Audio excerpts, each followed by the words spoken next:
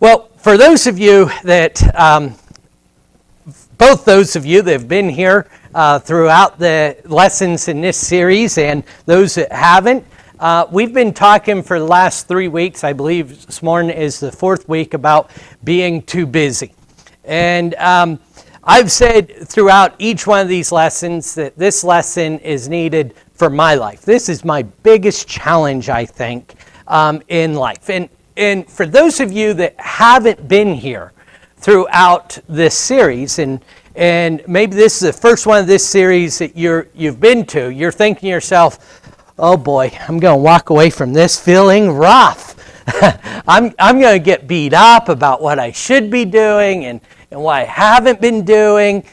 And I want you to know, and what I've stated to begin each one of these lessons on this series, is that's always been my approach in my personal life, and I believe that has been the approach of the church in many cases. We hear and we feel, I am way too busy. And what we tell ourselves and what we're told by others is, well, you've got to make sure this gets done. And you make sure this gets done, and you make sure that gets done.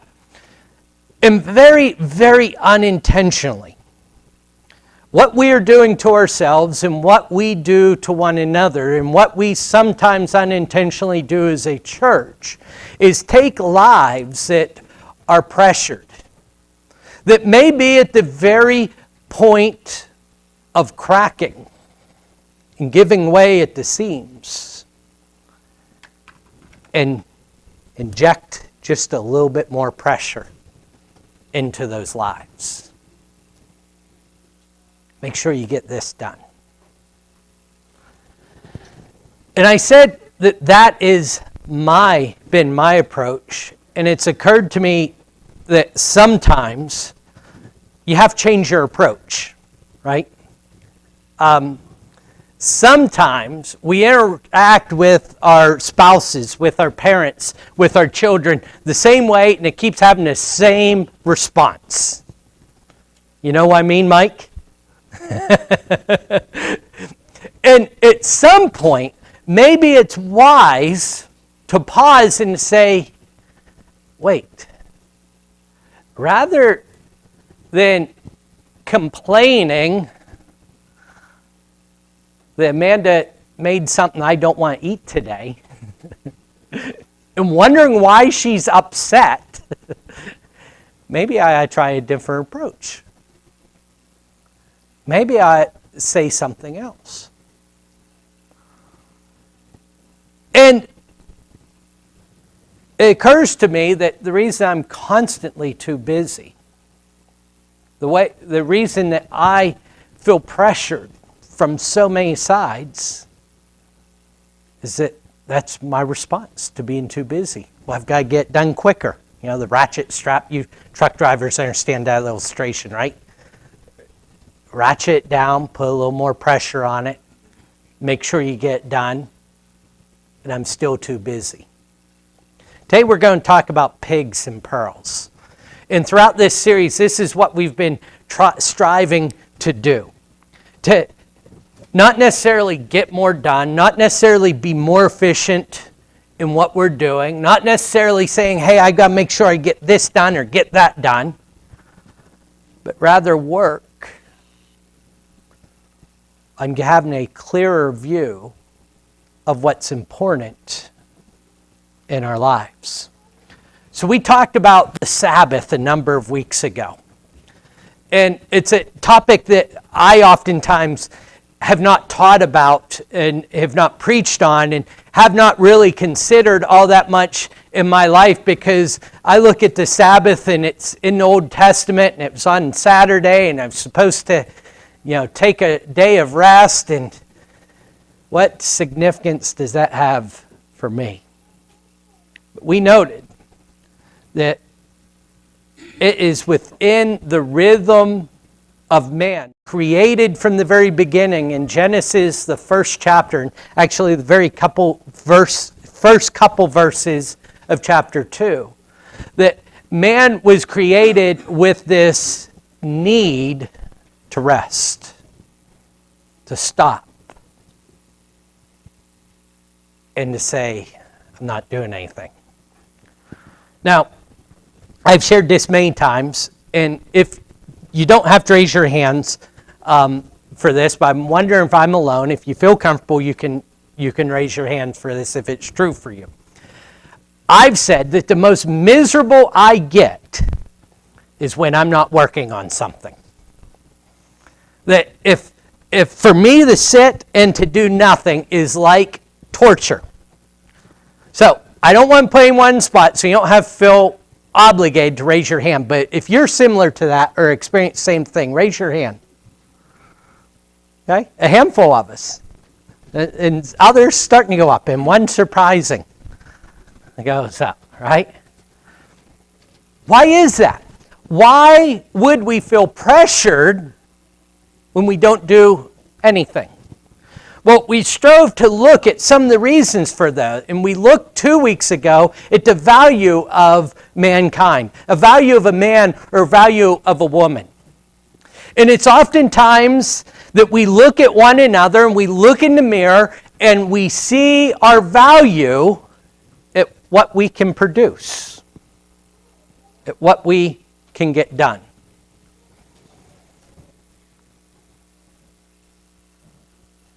And if I'm not producing anything, what's my value? What am I getting done? And sometimes we treat one another that way. It's good to see you. I'm happy you're here, not because you brought something for me, but because you're valuable. We need to see one another's value, separate and apart of what we produce. And we need to understand we have value, separate and apart of what we produce. And then last week we looked at this idea of being present. We noted all the distractions, right? All the things that can take place. And it's just hard to focus on something because there's so much going on in our lives. And we ended with that idea that for me has been profound. Because I've heard the words my entire life, but I've not understood what they meant in practice. Where the psalmist says, "Be still and know that I am God." Be still and know that I am God.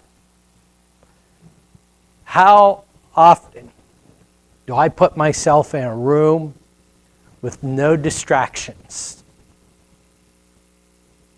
and meditate, pray, or read? Or how often am I willing to give one of my children or my wife my full and undivided attention?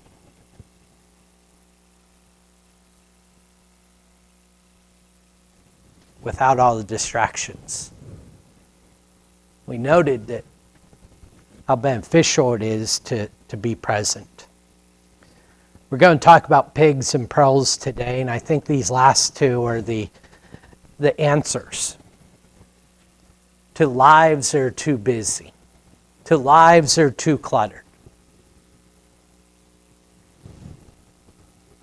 We'll look at pigs and pearls today and the enemy at the table. How many enemies do you have at your dinner table? We're having a potluck today, so don't answer that. But in life, we need to think about how many enemies we have sitting at our table, at our meal table. What's the greatest cost? What's the most expensive thing in the whole wide world? Go ahead, Elle, I'm really curious. A house. I can understand why you would think that. Yeah, that very well could be a house. That has great significance. Yeah, that might be. There's no wrong answer to this. Your answer might be different than mine. A mansion, yeah, that's a type of house, right? What would be the most expensive thing in the world?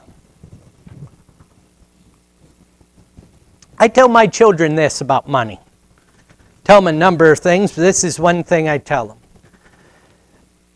If you spend your money on what you want, you will always have money for what you want. If you spend your money on what you want, you will always have money for what you want. You say, well, how's that the case?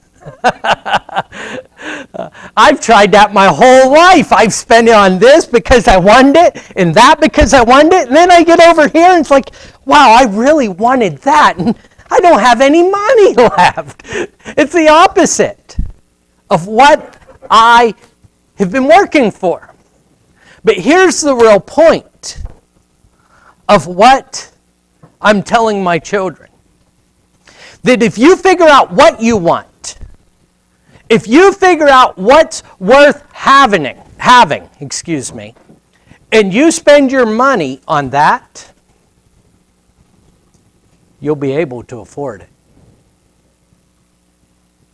You see, here's the problem with me, and here's the problem with us as people. Usually, we don't really know what we want. We used to take our kids to Disney every year for a number of years. And we would walk by all those shops. And first several years, my kids would ask, can we go in there? Can we go in there? And their grandparents would be saying, hey, let's take them in here. And I'm saying, no. Why are you going to spend your money? And they inevitably say, well, I got my own money. I've got a grandparent. I can afford it. Why are you going to spend your money on something 2 months from now that's going to be lost in your closet that you're never going to see again? We're not doing it. That's why we're here. Right? We're going to go do things we don't forget. Now, if you buy stuffed animals at Disney, I'm sorry. You're not wrong. It's just different than where I'm going today with this.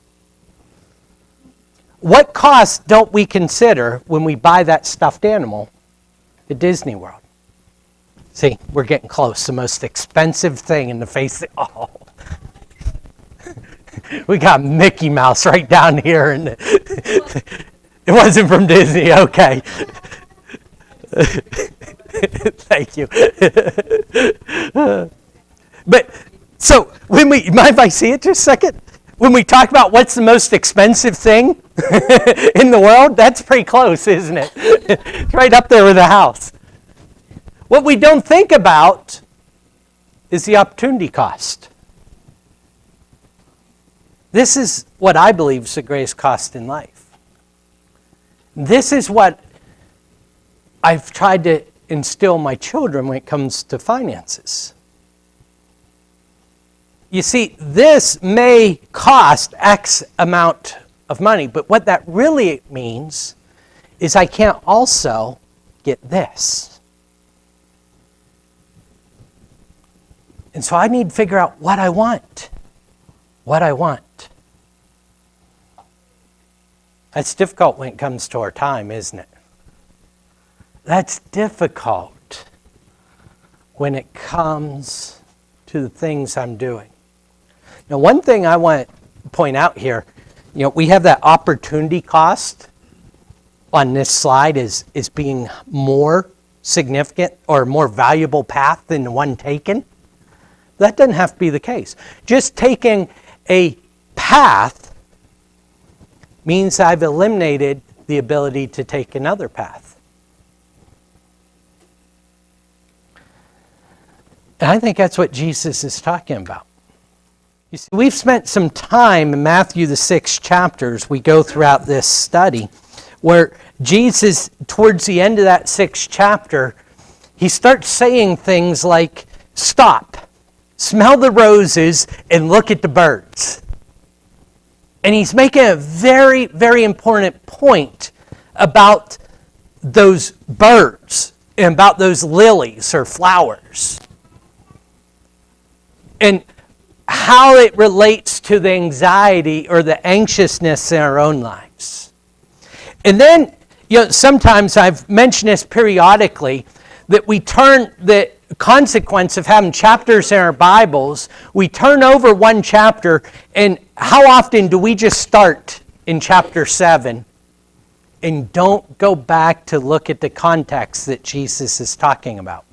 Because chapter 7 in verse 1 is maybe the most well-known verse in all the Bible. You may say it's John 3:16. I don't know. I hear Matthew 7:1 quoted more than John 3:16. Judge not lest you be judged. You see, so we start there and we forget that this is in the middle of a lesson that Jesus is teaching.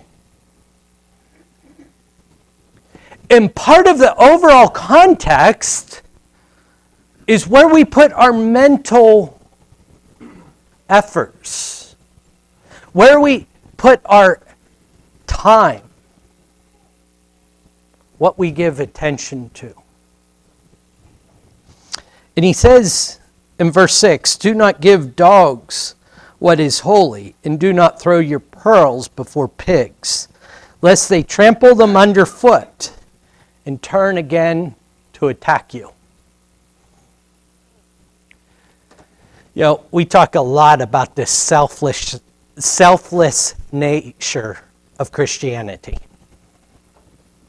Selfless nature of Christianity. We're to give without asking, right? We're to put others above ourselves. And these are challenging concepts, right? But it comes to my attention that this is one area where Jesus teaches the opposite. Where Jesus says, stop and think about yourself. Don't give what is valuable to those who don't care. I don't know. Throughout most of my life, I thought Jesus was talking about evangelism. And it's been taught that way so often. Don't throw your pearls before the swine. Don't put the gospel in front of people who aren't going to appreciate it. But everything else in Scripture is contrary to that idea. What Jesus is saying is, don't put yourself, you're the pearl. Your value is the pearl. And pigs are inconsiderate, nasty, sloppy, especially in the Jewish mindset, beings are just going to trample you underfoot.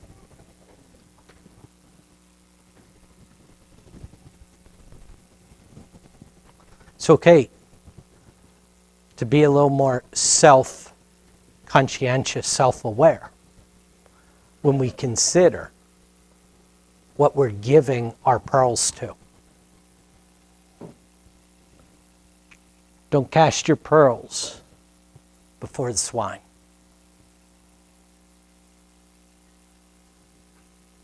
I can probably sit down in a few minutes, think of about 18 different ways that I've done this in the last week. I'll bet with a little bit of thought you could too.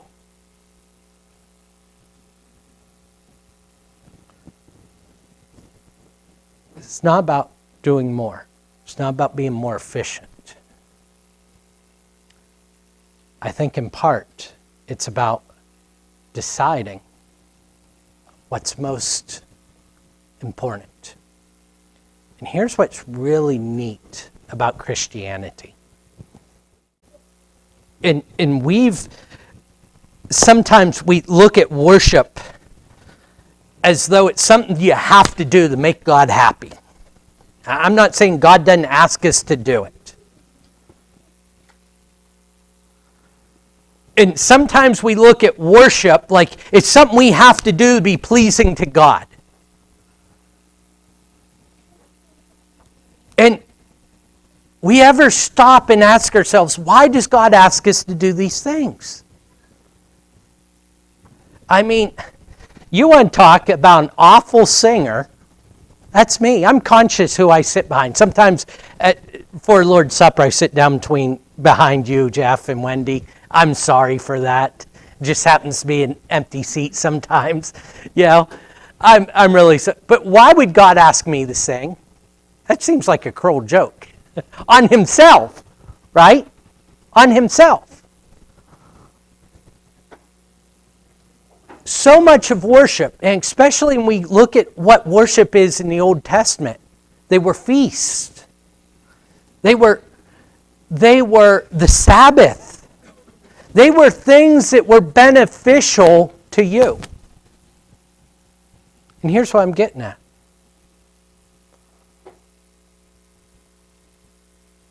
I hope you only come this morning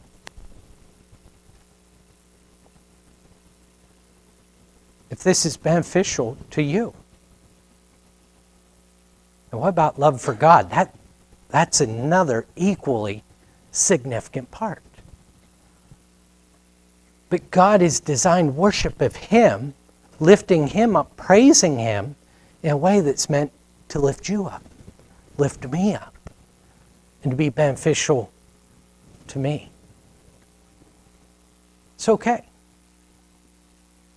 to acknowledge that you are important, that you are valuable. You know, I struggled in Luke 10. Russ, did you read this, or who read? I don't know why that never sticks with me. Luke 10, and I believe you read 38 as we'd asked you to, 38 through 42. We have this story of Mary and Martha. And in some ways, it always seemed to me that Martha, I wish your Martha were here for this, Louise, but that Martha gets the short end of the stick here, right? Because look in verse 38. Now, as they went on their way, Jesus entered a village, and a woman named Martha welcomed him into her house. You know what Martha said? Hey, Lord, come over to my house. We're gonna make this happen. I'm going to serve you. And she and her sister called Mary, who sat at the Lord's feet and listened to his teaching. Now, this is like Brittany. She has a lot of our family functions at her house. You know, this is like a function going on at her house, and she's busy working to make it happen. And then we know this wouldn't happen, but Chris sits in the chair and does nothing to help, right? Very different than how it would really happen, I would guess. You can read Brittany's face if you want. But Brittany says, Chris, help me. Help me. We've got company coming over. By the way, this wouldn't happen at our house either. Help me. And that's what Martha says. Mary's sitting there doing nothing. Now here's what's so important, and here's what's so easy to miss. We look at this in our culture, and we can overlook this.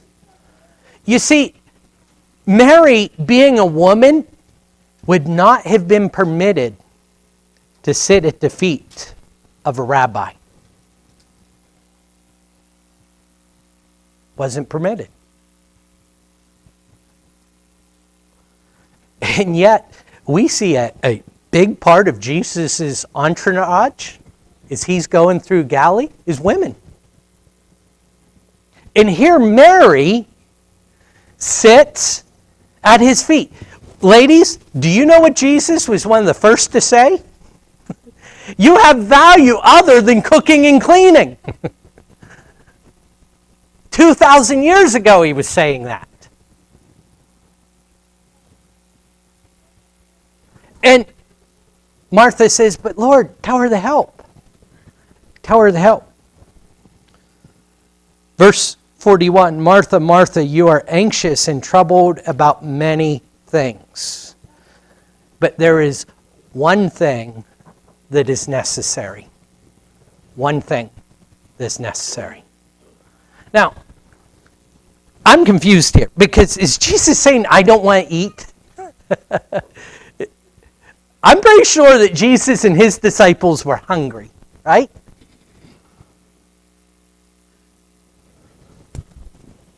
I think he's saying all that's really necessary is food.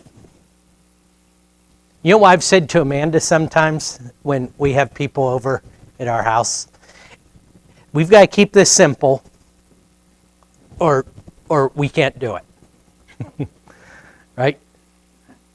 Amanda, and this is to her credit, this isn't criticism, but she's not real good at keeping it simple. Right? She makes it, I think that's what Jesus is saying. See, Tracy? Huh? What do we need? Sometimes it's transportation. Man, a Rolls Royce would sure look good, wouldn't it? I would guess would feel good. I told Tracy there's a special gift in the slideshow for her today. She was nervous. She thought it'd be one of the pictures of her. But that's a 1997 Ford Tempo. What year was yours, Tracy? 95? 95? So not far. It was red too. Can you picture? Now it was in the 90s, but Tracy would pick me up for school. She still had her 80s hair rocking in her Ford Tempo. Can you picture it? I mean, we went to school. It was better than the bus.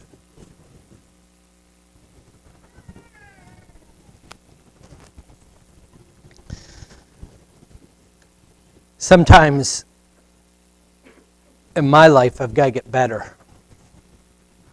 Figuring out what I need. I think that's what Jesus is saying. He's not saying, I'm not going to eat. But he's talking to Martha about that opportunity cost. Martha, we can simplify things here and you can benefit. You could benefit. You're worried about many things. That describes me. I'm sure it describes many of you. Secondly, I think it's important that we realize that not all moments are equal. Not all moments are the same. If you would, look at Mark, the 2nd chapter. Verses 18 through 20. Now John's disciples and the Pharisees were fasting, and people came and said to him, "Why do John's disciples and the disciples of the Pharisees fast, but your disciples do not fast?" Now, we ended last week with this idea. For people who worked all day just to feed themselves for that day, it would seem that fasting would be about the only way they could set things aside and be focused on the moment. Here, Jesus' disciples, and he's calling his disciples right before this, and they come and they're with Jesus, and all the time, the Pharisees and John's disciples are saying, "Why don't you guys fast?" Sound familiar? Kind of like the refrain we hear. "Why don't you do this too?" Why aren't you getting that done? Why aren't you involved with this? Right? I've alluded to this, but I'll state it openly now. Why aren't you at church? Right? That's how that comes out. One more thing. Right? That's what they're saying to Jesus' disciples. It's interesting the way he said. The bridegroom's with them. Verse 19, can the wedding guests fast while the bridegroom is with them? As long as you have the bridegroom with them, they cannot fast. What's Jesus talking about? You're not going to have me forever. They're not going to have me forever. You know what jumps out at me? When I think about opportunity cost, there's some things in life I'm not going to have forever.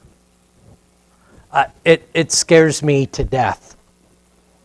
Christian turned 17 2 weeks ago. Anna is 6 now. No? Not 6? She's 10, right? Yeah, 10. You're giving me an angry face. You gotta let me know I'm getting it right. I was just teasing at first, but 10 years old now. Jerry, you know where I'm going, don't you? It's going to be quick. Going to be quick. Not all moments are equal. And when I latch a hold of things, and I go back here, maybe not, I go back to the real shiny stuff. I need to be mindful, maybe the trade-off is time with these little ones, right? It's not going to be forever. Finding that focus in our lives can be so helpful. What's important? What's not going to be there forever? And lastly, I want you to think about the good deal. And again, when we address these lives that are too busy, you and me, we say, you should be doing this. You should be here. You should be there. I think we're missing the concept. I'm missing it in my life. Matthew, the 13th chapter, Jesus starts giving all these examples of what the kingdom is like. And I'd miss so much the inequality of these. In fact, this chapter starts with the parable of the sower. And that parable fits so well with what we're talking about. Not all soils are equal, right? And he ends, it doesn't end, but at the very end, verse 45, he comes up with this parable. Again, the kingdom of heaven is like a merchant in search of fine pearls, who on finding one pearl of great price, went and sold all they had and brought it. All they had and bought it. Now, look at this for just a second, if you would, because I think we've painted it this way so many times. Is Jesus saying that for the kingdom, you're going to lose everything you have?